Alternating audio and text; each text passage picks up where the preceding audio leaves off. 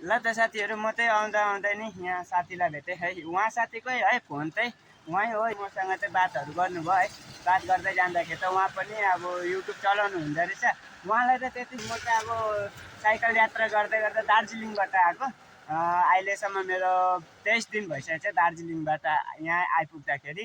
अनि आज चाहिँ म स्याङ्जाहरू जाँदैछु घुम्नुको लागि।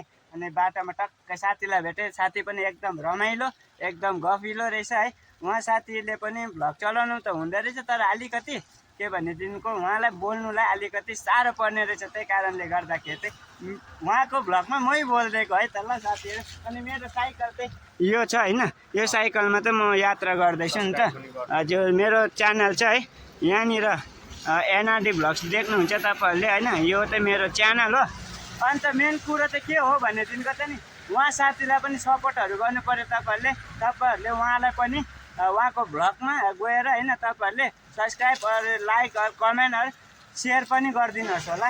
ल त साथीहरू म ज्यादा बोलेर नि के भेटियो यहाँ दार्जिलिङदेखि आउनुभएको रहेछ। यो नेपाल विथआउट मनी भनेर त्यो बिना पैसामा यस्तो नेपाल अल्टो हाल्ने यो दार्जिलिङको दाइले हामीले नेपालमा भेट्यो। खुसी लाग्यो साथीहरू।